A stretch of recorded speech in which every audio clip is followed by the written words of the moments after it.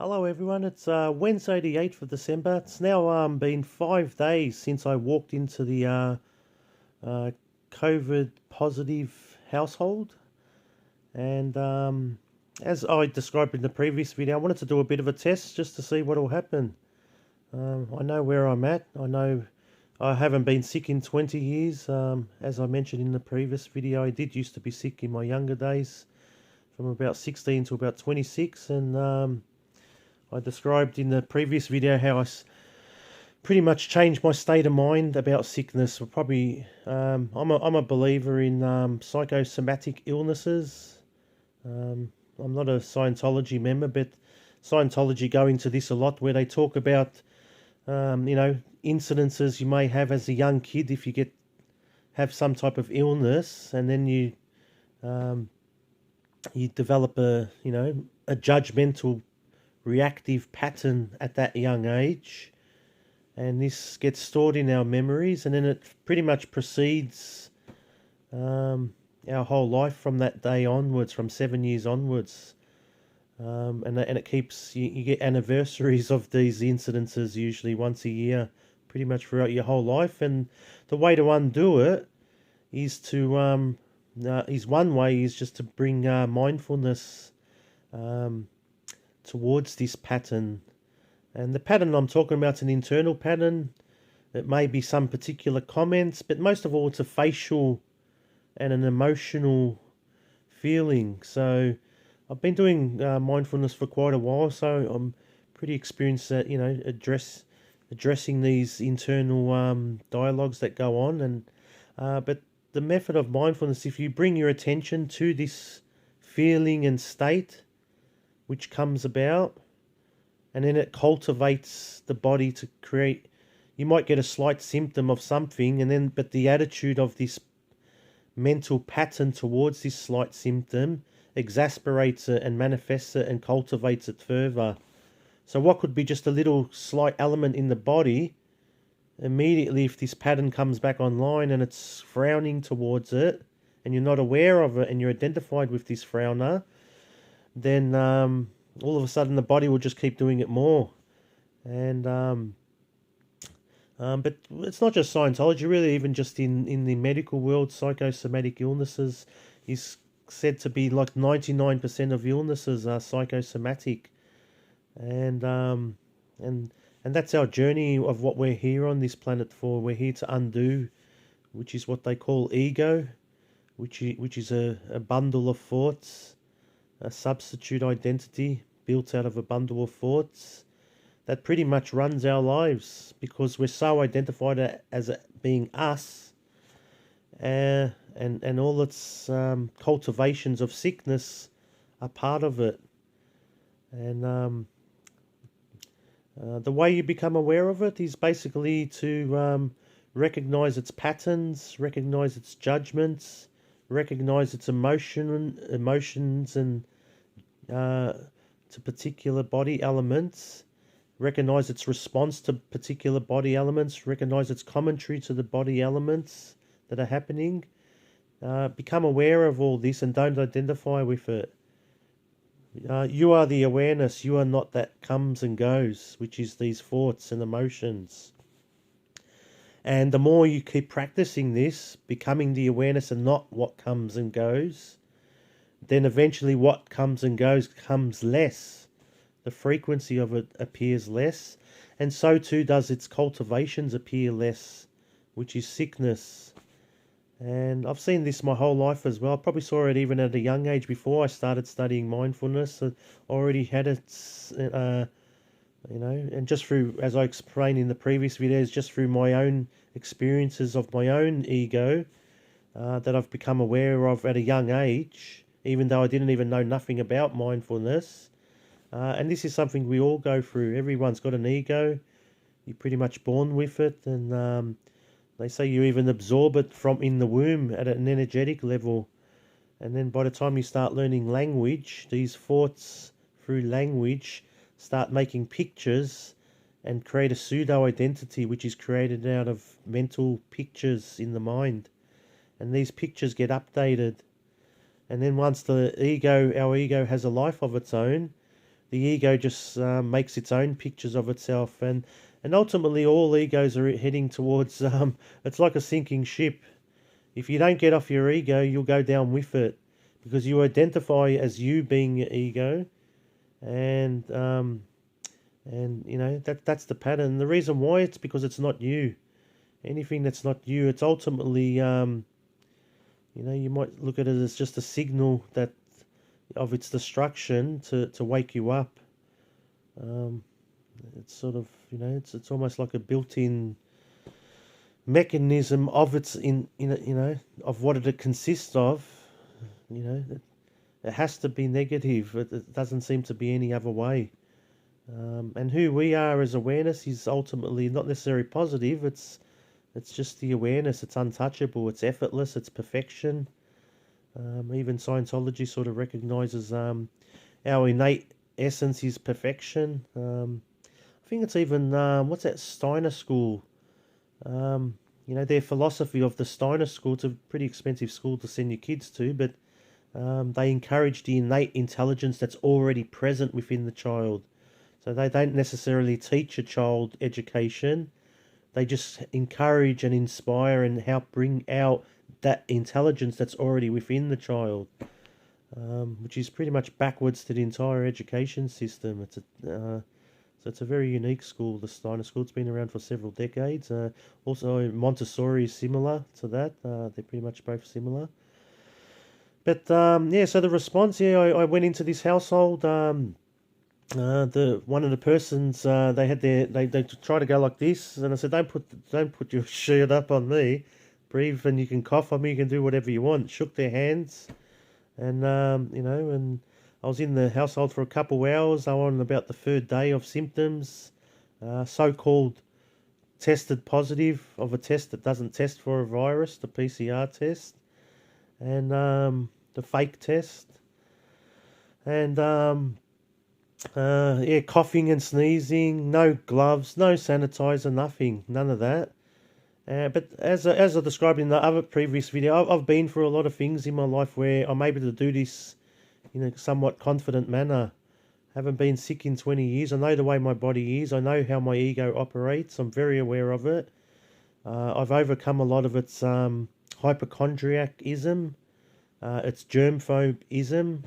Still have a little bit the record player of the ego's hypochondriac commentary still plays a little bit in my head, but I'm very aware of it, so it doesn't do nothing. I just don't give it my attention anymore, and it keeps disappearing each time I do that, and I don't mistake it for me, my ego, because that's the whole essence of egotism. It looks like you, it talks like you, it gestures like you, it acts like you, and that's what makes you keep identifying with it and assuming it's you, and it's your attention which keeps it alive. Once you detect the ego, that's the first step and the greatest step. You've pretty much 99% there once you become aware of your own ego. And for some people, it just takes longer before they become, you know, aware of it. Some people, you explain mindfulness and they say, what's that? And you try to explain it and they say it doesn't make sense. It sounds like gibberish because the awareness hasn't sort of kicked online yet. So my way of learning mindfulness was mainly through Eckhart Tolle. Studied it. I just listened to The Power of Now and the New Earth for about 7 years, pretty much every single day as I drove my vehicle, and it's been many years since I've listened to that sort of stuff. But it's a daily practice. Our ego pops up, you know, at least a couple dozen times a day, and it's just up to us to be the guardian of it. At the start, you know, you get taken in by it, you identify with it many times, but as your awareness grows, it snowballs, and then it gets to the point where your ego just won't come back online anymore. Instead of coming 24 times a day, you'd be lucky to get a subtle ego things throughout the day, and maybe a couple just major outbursts your ego will pop out every now and then. But you know, but even then, that's an opportunity. That's really the only opportunity you have to undo your ego is when it comes out. So that's why it's very important to be grateful when your ego comes out, have an appreciation for it. And if there's anything resisting the ego coming out and saying, "Oh, I wish I didn't have an ego," that's the ego doing it to itself. That's how subtle the ego is. It's the pattern and why it keeps it alive. Anything that's of a disturbance and a resistance-based nature speaking and acting and feeling within you is the ego. Or to simplify it anymore, anything that's disturbance is ego. If it's a commentary, it's everything. So to identify and try to fix, to be the fixer, even the ego tries to fix itself. To identify with the fixer, that's just more identification and more ego. There's nothing to do with ego. There's nothing to fix because it's not you. You are the one that gives it life. You are the umbilical cord to it. And the way to unplug it is to see it. The seeing is the freeing, as Jesus says. There's many things in the Bible also that point to this. Nothing that's coming to me at the moment, but or Jesus says, "Deny thyself." Many Christians may interpret that in a different way, but for me that means he's talking about the substitute identity, deny thyself. And I consider that the most powerful, free-worded guidance in the Bible is to, deny thyself. Every day deny thyself, and not you as awareness, but as awareness deny the false egoic self, this false self that looks like you, it talks like you, gestures like you, makes commentary that sounds like you. It so much sounds like you that, and we've been so habituated our whole lives that it sounds like us, that we keep assuming it to be us, and it is this assumption that keeps it alive. So that's why Eckhart Tolle's book's a very good one. He pretty much goes over all the variants of ego and how it cultivates. And if you just listen to that CD for several years, The Power of Now and a New Earth, it can be very helpful, because that's just the classroom studies of ego, really something that should be taught at primary school even. Even Eckhart Tolle says that he believes all this sort of stuff should be taught in primary school. And there's some parents, especially now where we're at, that have been doing this for quite, 10, 20 years. They've been teaching their kids mindfulness, and by the time they get to their adulthood, they're pretty much enlightened. The awareness is so cultivated within them, and there's such little ego because there's no identification with them. The ego didn't really get a chance to grow within them. But we go our whole lives without no education on this at all. The most vital and important topic on the planet, and it's completely overlooked. Many people don't even know what mindfulness is. There's other words to call it. You can call it self-inquiry. It's probably called also cognitive therapy. There's some psychology things like ACT, acceptance commitment therapy. That's pretty much Eckhart Tolle stuff. And it's not necessarily Eckhart Tolle stuff. There's actually books written thousands of years ago that actually sound like Eckhart Tolle. There's a book called the Tibetan Book of the Dead or something. And apparently it was written in maybe 3,000 years ago, and it sounds like The Power of Now. It's amazing. It's quite a simple, words and all that. But yeah, this stuff that we're lucky now because I guess most of this originates as Buddhism. And it's quite prevalent in this day and age. Many young kids know about it. A lot of people know who Eckhart Tolle is these days. He's pretty popular. But the most other people I recommend also, it's for free on YouTube. Thousands and thousands of videos. Occasionally, I don't really watch much mindfulness stuff anymore. But if I do occasionally feel inclined to, I like to watch a guy named Mooji, Mooji. Maybe I'll put one of my favourite videos in the description below. And he just speaks, he doesn't mix the words at all. He keeps it very simple, and he always keeps the identity as you as the ever perfection, ever immaculateness, beyond immaculate, conceptually. And he always keeps you as that, and anything else that comes and goes is not you. We are ever present. We are the only ever constant. Everything else is a non-constant, comes, pretends to be real, and then this pretends to be important, and then disappears. So yeah, but also I mentioned in the previous video, yeah, had an experience with a witch. That point, she sort of said something to sort of point the bone at me, and this happened in my mid-20s, and I just saw it for what it was. I forgave her for doing it, and it had no effect. It's like the Jedi mind trick. It doesn't work on me, But that's what it comes. As you thinketh, you becometh. It's a very big factor, what you identify with. But I do recommend you check out my previous video. It's maybe I'll put that in the description as well. It's got so many different stories over my life that sort of brings about many different examples about this. I don't know, one word for it is psychosomatic. But they're just patterns, really. They're just patterns being taught that cultivate a particular state, and then as whatever you're cultivating internally becomes externally through the body. The body's just a printout of whatever's inside.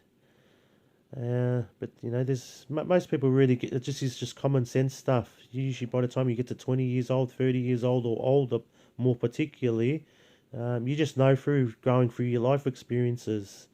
You go through so many experiences, and it becomes self-evident and pretty clear that if you have a pretty good attitude, your body's going to be represent that. But if you're walking around with that, and you're not even aware you're doing that, it's like once I used to, I don't know, probably, yeah, my ego in the mid-20s used to sort of squint its eyes like this, and as I'm walking through one of the car when I worked at BMW, the boss said, "Pete, take that scrunched up face or something off your face." And as I walked past him, I went like this,